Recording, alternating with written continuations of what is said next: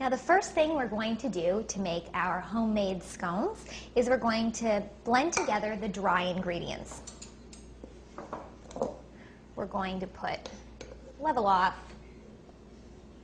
2 cups of just regular white flour. I often like to bake with different whole wheat or spelt flours, but this really requires good old-fashioned basics, really. Add to that 1/3 cup of sugar. I'm going to put 1 tablespoon of baking powder and a teaspoon of salt.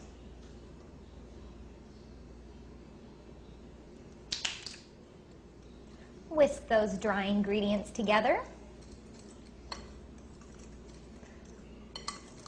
And now we're going to add to that. So you always hear me talking about in baking to have your ingredients at room temperature. This is one time where we don't want it at room temperature, actually. We want our butter to be very cold because we're going to cut it into the flour. This is almost like making homemade pie crust. And the idea with using the cold butter is that that's what's going to make it really flaky. All right, I'm just shaking into the dry ingredients, roughly 1/2 cup of cranberries. You can really use any dried fruit that you like. Berry, I would stick to. Blueberries, dried strawberries are really lovely, dried cherries. But today I'm using cranberries. So to add to this, we're going to do our wet ingredients. Now, do you remember how I said that these scones had a secret ingredient to them? Well, this is it. These aren't proper English scones, I suppose, because there's no cream in them at all. There's coconut milk, and I'll tell you how I came up with the coconut milk. When my roommate and I moved into our first apartment after residence in college, the previous tenant left in the kitchen all these cans and cans of coconut milk. We're thinking there's only so much coconut curry we can make, so what are we going to do with this? I wonder if we could make scones with it. And we tried it, and it worked really beautifully. So that's how I got to this recipe. So just literally dump it all in. And with a spatula, combine it. Now it's going to be very wet. My clean counter here. Shake out some flour, transfer the dough, to shape it into a round piece, and then we're going to cut with the cookie cutters. Okay, we're back with Expert Village, and we're going to start on our couscous salad. Now, couscous is just a semolina pasta. You can see how fine the texture really is there. And I love couscous because it took me forever to master doing rice. I kept burning it or it was undercooked. Couscous is even easier than rice. So I've got a cup of water. I just filled up to the 1 cup mark, put it in this saucepan and got it to a boiling point. I'm going to add a little bit of butter to that. Let that melt in there. A little bit of salt. Wait till the butter is all melted. And then I'm going to pour 1 cup and mix it together. Turn the heat off. So this is where I love making couscous because it's impossible to burn it. Just mix it up, cover it, walk away 5 minutes, that's all you need, and your couscous is done. We're going to fluff it with a fork, and that's going to be ready to combine in the salad. The carrot adds the color, the cucumber a little bit of crunch.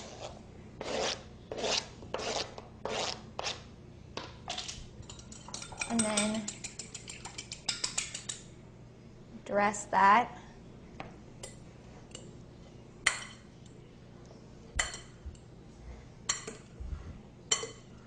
And that is really it.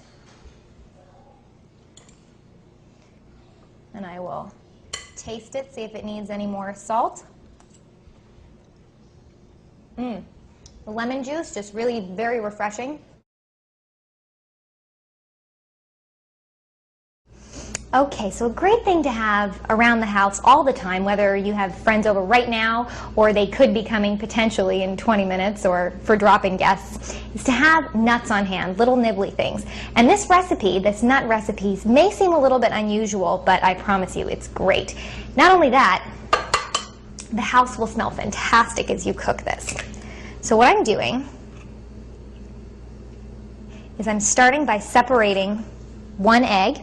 This recipe will make 1 pound of curried almonds, so the ratios are very easy to remember. 1 egg white, 1 tablespoon of mild curry powder, unless you want a little more heat, which in that case go right ahead, and then 1 pound of raw almonds. You'll see right next to me I've prepared my cookie sheet. You can either line it with parchment paper or with aluminum foil, or you can go right directly on it. It's just that the curry will stain the cookie sheets, and I like my cookie sheets to stay nice looking. So I just spoon it right on there, and they're kind of, they stick together, and that's okay. That's how they're supposed to look. Spread those out nice and evenly, and place these into a 325-degree oven for 25 to 30 minutes, depending on how roasted you like them. The smell will let you know when they're ready. And that's it. Put them into little bowls and your guests will love them.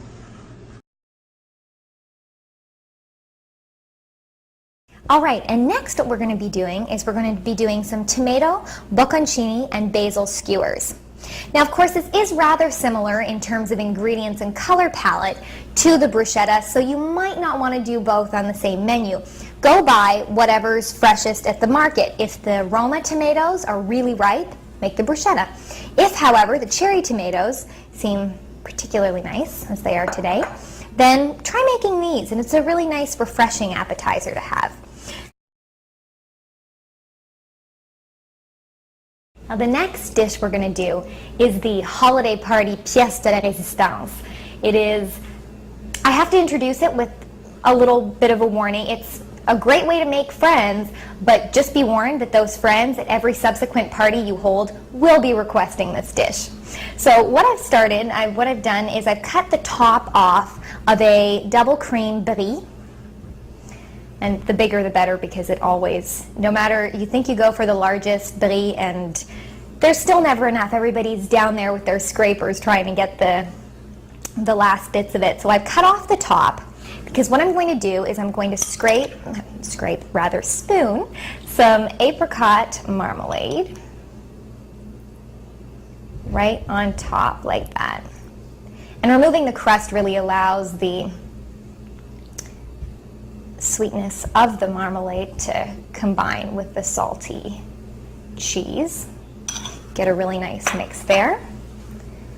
And then from there we're going to take some slivered almonds just to add a little crunch to the top of it.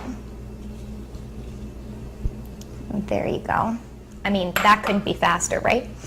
So we're going to bake this in a 350-degree oven for 20 to 25 minutes. The house will smell fabulous, but what you're looking for really is the bubbles around. It's going to get all bubbly and melting, and in the meantime I'm going to slice this fresh baguette, and then you'll see the cheese will ooze into it and it'll be just divine.